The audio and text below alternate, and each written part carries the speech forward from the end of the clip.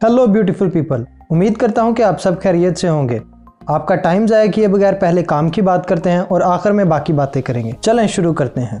एक दिन रॉबर्ट के दो दोस्त सैम और रॉय उसके घर पर उससे मिलने के लिए आए, लेकिन जब दूसरा दोस्त आया तो उसने देखा कि किसी ने रॉबर्ट का मर्डर पहले ही कर दिया था। जब दूसरे दोस्त ने ये देखा तो उसने फौरन डिटेक्टिव को कॉल की। डिटेक्टिव फौरन रॉबर्ट के घर पहुंचा और उसने कत्ल के मुतालिक इन्फॉर्मेशन इकट्ठी करना शुरू की और उसे पता चला कि सैम की कार रेड कलर की थी और रॉय की कार येलो कलर की थी और रॉबर्ट जिसका मर्डर हुआ था उसकी कार ब्लैक कलर की थी जो एक हफ्ते से चलाई नहीं गई थी और वैसे की वैसे ही खड़ी थी। जब डिटेक्टिव ने दोनों दोस्तों से सवालात किए तो डिटेक्टिव को दर्ज झेल जवाबात मिले।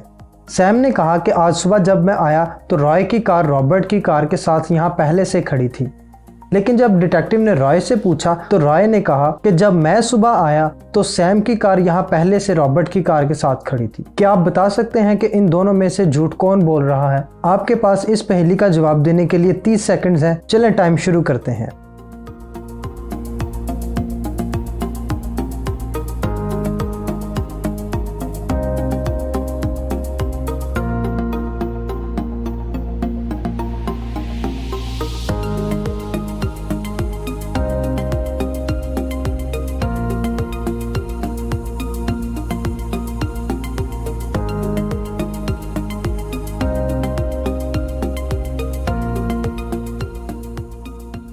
रॉय सैम से पहले आया था, क्योंकि अगर रॉय सैम के बाद आया होता तो उसकी कार दोनों कार के दरमियान में ना खड़ी होती, क्योंकि दोनों कार के दरमियान इतनी जगह नहीं है कि कार का दरवाज़ा खोलकर उससे बाहर निकला जा सके। इससे जाहिर होता है कि रॉय झूठ बोल रहा है और उसने रॉबर्ट का मर्डर किया है। दूसरी रिडल। रिचर्ड के 3 बेटे केविन, स्टीव और स्पेंसर एक दिन कमरे में इकट्ठे खेल रहे थे। जब रिचर्ड कमरे में आया तो उसने देखा कि तीनों बच्चों में से किसी एक ने दीवार पर कलर कर दिए थे। क्या ये तस्वीर देखकर आप बता सकते हैं कि इन तीनों बच्चों में से किसने दीवार पर कलर किए थे? आपके पास इस पहेली का जवाब देने के लिए 30 सेकंड्स हैं। चलें टाइम शुरू करते हैं।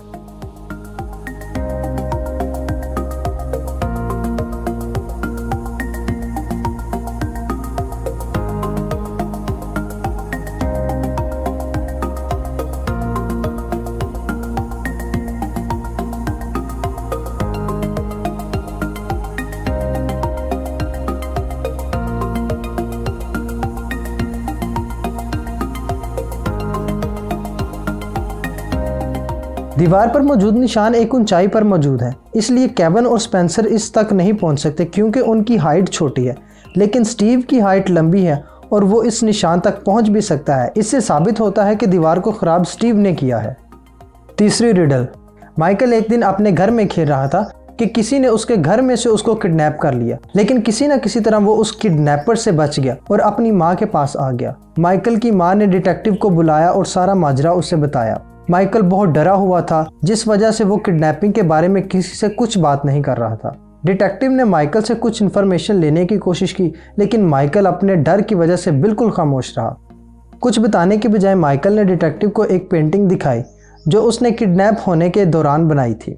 डिटेक्टिव ने पेंटिंग को गौर से देखा और उसको 3 लोगों पर शक हुआ, मेड, पेंटर और सिक्योरिटी गार्ड। जब डिटेक्टिव ने इन तीनों से सवाल किए तो मेड ने कहा कि मैं घर से बाहर सब्जियां लेने के लिए गई थी। डिटेक्टिव को जवाब देते हुए पेंटर ने कहा कि मैं एक कमरे में पेंट कर रहा था और गार्ड ने कहा कि मैं बाहर गेट की रखवाली कर रहा था। क्या आप बता सकते हैं कि किसने सैम को किडनैप किया था? आपके पास इस पहेली का जवाब देने के लिए 30 सेकंड्स हैं। चलें टाइम शुरू करते हैं।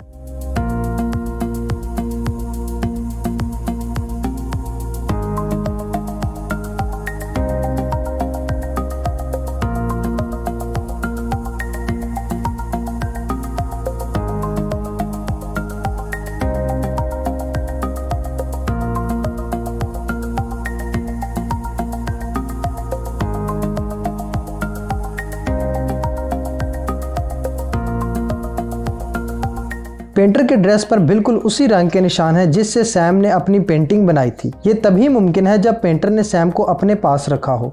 इससे जाहिर होता है कि पेंटर ने सैम को किडनैप करके अपने पास रखा था, जिस दौरान सैम ने अपने पेपर पे कुछ निशान बना दिए। डिटेक्टिव ने पेंटर को फौरन गिरफ्तार किया और उसे अपने साथ ले गया। चौथी और आखिरी पहेली। आज सुबह मार्क की लाश उसके घर से मिली तो उसकी बीवी ने जल्दी से डिटेक्टिव को कॉल की। डिटेक्टिव जल्द से जल्द क्राइम सीन पर पहुंचा और उसने मार्क की बीवी से सवालात किए। मार्क की बीवी ने उसे बताया कि जब मैं कमरे में आई तो मार्क की डेथ पहले ही हो चुकी थी। मैंने किसी को इस बारे में नहीं बताया। जब मार्क का कत्ल हुआ तो घर में सिर्फ 2 लोग मौजूद थे, गार्डनर और कुक। डिटेक्टिव ने दोनों से मार्क के बारे में पूछा तो गार्डनर ने कहा कि सर एक नहायत ही अच्छे इंसान थे, वो हमारा बहुत ख्याल रखा करते थे।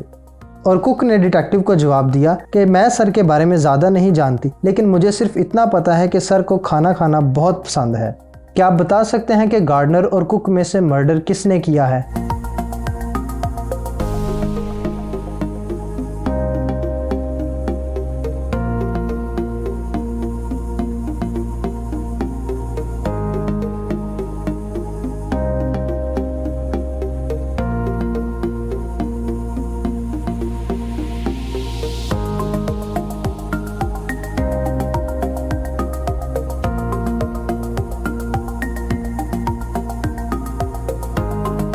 गार्डनर ने डिटेक्टिव को जवाब दिया कि सर एक बहुत ही अच्छे इंसान थे, जो कि माजी का जुमला है। उसको कैसे पता चला कि मार्क मर चुका है, जबकि मार्क की बीवी ने तो किसी को इस बारे में बताया ही नहीं था। इससे जाहिर होता है कि गार्डनर ने मार्क का मर्डर किया है। इसलिए डिटेक्टिव ने गार्डनर को हिरासत में लिया और उसे जेल में ले गया।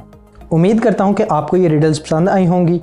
अगर आपको ये रिडल्स पसंद आई हैं तो हमारे चैनल को सब्सक्राइब करें और वीडियो को लाइक करें, ताकि हम इसी तरह आपके लिए रिडल्स से मुतल्लिक वीडियोस लाते रहें। फिर मिलेंगे अगली वीडियो में। Stay home, stay safe.